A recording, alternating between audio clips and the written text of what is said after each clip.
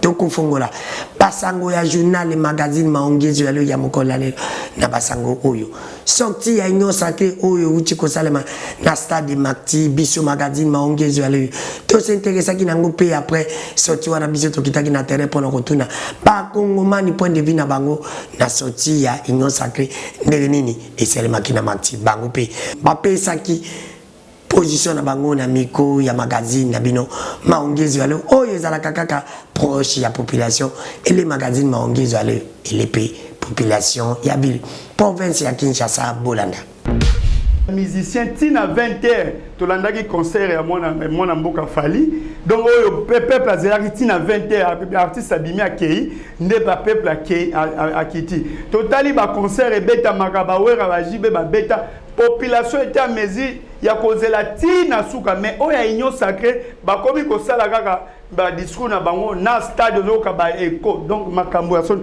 c'est-à-dire le peuple congolais va tourner les dos na union sacré c'est un message fort c'est-à-dire oyo bango ba sali ba kuti incohérence otali mwana mboka Bemba nous parle de l'intégrité territoriale.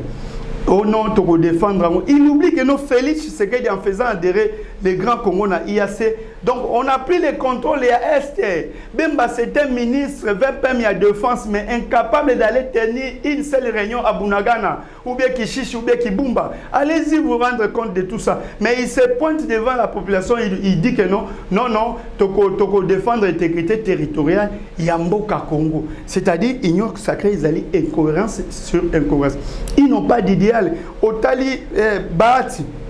Discours naïe, Otali Kamere vient nous dire que non, au Mutombolo Beto Atindi, il y a un collègue naïe ya agriculture pour na dollar qui il faut passer la ligne balona passer l'agriculture donc mais Kamere prend les Congolais pour qui bazo so ba Congolais banani donc bazo donc Kamere ba banda kolona ba ba koloni sabilanga pour na dollar et kokita allez-y comprendre de quelle manière on se moque des Congolais ba bosani que non ce n'est pas à travers ba pour na kolona lelo pour na récolter quand entre temps bazai sous na mandat na bango za na suka otala kabuya parce que IDP c'est sous vide kabuya lobi bolinga ba représentant ya union sacrée président bolinga bango donc peuple elinga président mwezo détourner misolo mboka et pire encore toke komona surfacturation hein il y a location ya stade des martyrs na ba réseaux sociaux donc au lieu de $27,000 donc, et commis plus de $653,000. C'est dans les réseaux sociaux. Et au lieu de Babaxata, 0 moko. Et ça va $270,000. Non seulement Babaxi 0 moko, mais multiplié par 3. Donc, il fait maintenant $653,000. Oyo, pendant que non, na kwango kuna, na territoire, oyo, ya Kayemba. Agent à l'État, enseignant, basant à plus de 5 mois impayés. Et ça déjà grève au 3e semaine, na quoi on a bazolandanga parce que benga kinga bazotangate. Mais l'Union sacrée va bousiller l'argent de l'État. Oya biso. Et puis encore, dans sa globalité, Toyoki Eko Balobi, c'est plus de $15 millions. Oyo et qui pour l'activité na bango ya ba drapeau ba yaki nango na stade et ils sont fiers ya koloba toton d'ici. Voilà maintenant la gestion du pays est devenue comme orchestre. Donc orchestre tout sali plein et tout sali plein. Mais vous avez transmis quel message et population oya qui ko s'attendre nango azu ya mote ya ngomone bango nyoso ba saine ba tourner les dos. Balobi que nous baro bazali ba bomimboka. Aussi longtemps que nous restons devant et c'est notre destruction. C'est le message de la population. Oyo a lancé na ndeko mutombolo béton. Ça dit ndemo zawana tokoya tobaluki tokei. Donc en résumé, l'union sacrée c'est un fiasco. Depuis vané mutombolo béton et moi akimaki ayaki na été parce que la population est bombela ki bango pe banzembo ebele.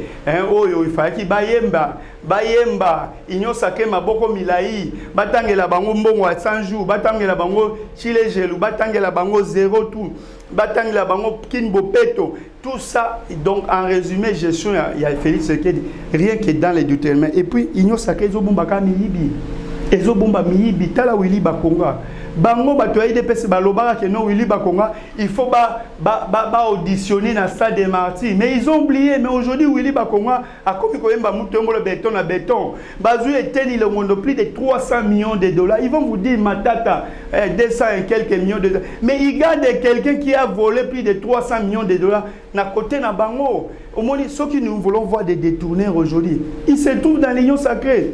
Il suffit qu'à oyibi soko oyekuna babombio okomisembo. Aujourd'hui, c'est toute la nation qui donne raison à Joseph Kabila Kabange, parce que quand il disait que non, je n'avais pas 15 personnes pour matérialiser ma vision, mais ils n'ont pas tenu compte de ça. Mon Kabila comme si donc il n'était pas à mesure. Or que Kabila a mené les grands Congo là où nous sommes. Si les pays étaient déchirés, divisés, parce que ce n'est pas pour rien que schéma 1+4, c'était pour réunifier les pays.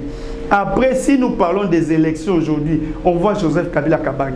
Parce qu'aujourd'hui, Tokto qui est dans le 4e cycle, c'est Joseph Kabila Kabange. Mais au Union sacrée, Ngana Lubarango, Baye Kosala 5 ans à vide. Non seulement Basali 5 ans à vide, mais avec beaucoup de dégâts. Hein? Donc, Basali 5 ans à vide, mais avec beaucoup de dégâts. Donc, en manquant l'idéal déjà, comment tâtonner, donc tâtonner, ils vont vous dire Elengue, ça dans le bilan 5 ans, avec tout ce qu'ils ont détourné. Va voir Elengue ça. On n'a pas encore inauguré Elengue ça, mais on a déjà Maboulou et Bandi. Donc, Banzela Mongo est générique. C'est-à-dire, donc, moins de 3-4 mois, il faut Maboulou et tout. Parce que Bango frappe. Bango frappe à Kaka. Nyon sur l'union sacrée, ils ont résumé la frappe. De Elengue, ça a coûté plus de 26 millions de dollars, mais Nzela est à 6 km. Aussi, au Monango, des journalistes. Il vous parle de l'éclairage public. Est-ce que la ville est éclairée? Ville à Kinshasa, d'abord, ils ont la couranté. Courant, comment il y a ce qui est 1 heure, hôpital 3 heures, courant 4 années. Batou Bazo là, ils sont sautés. Donc, Batou Bakomi cause la courant pour repasser Bilamba Bangou. Bande quoi, chambre, comment on appelle, il y a lavage, il y a pressing. Bakomi que non, azan a pressing, awa, a komi ko ne go repasser ce qui wapi. Donc ça dit, c'est un pays qui est devenu maintenant na chaos. Félix Tshisekedi préparait déjà le Congolais. Abande koko sabako non, na kutaki libulu. Ok, yenda zo chimbola libulu. Aujourd'hui, mais 5 ans, on représente dans le Congolais bilanine, au visuel chef de l'État. Union sacrée, bon soutenir visuel chef de l'État. Bakatoum, bon soutenir visuel chef de l'État. Nandenge balongwe, ba moni vision en côté. C'est la même chose, alors que vision en côté, c'est des détournements. Ce qu'on détourne, Moutombo la CPI nayo. Ce qu'on détourne, c'est ça l'union sacrée. Donc, c'est résume en détournement. Yango Congolais a lingi les sous conglomérat wanate ya ba détourner à tourner bangolido. En résumé c'est ça. L'événement du 29 les alliés événements au Congolais au Sanangote. Et puis les alliés événements oyo politiquement ces gens-là se sont fait enterrer. Ba comme kaka yesu soute ko sangisa ba Congolais. Vous comprenez? C'est-à-dire, n'a pas si aucun exemple, donc, le peuple a capable d'oser la musicien, si ça complète la musique, il tire 20 heures. Mais ils sont incapables à causer la union sacrée, Maloba Bololo, donc 16 heures, donc 16 heures stade vide. Est-ce que vous comprenez? Mais s'ils sont réellement dans souci à Mboka, ce sont des gens qui ne doivent plus même parler.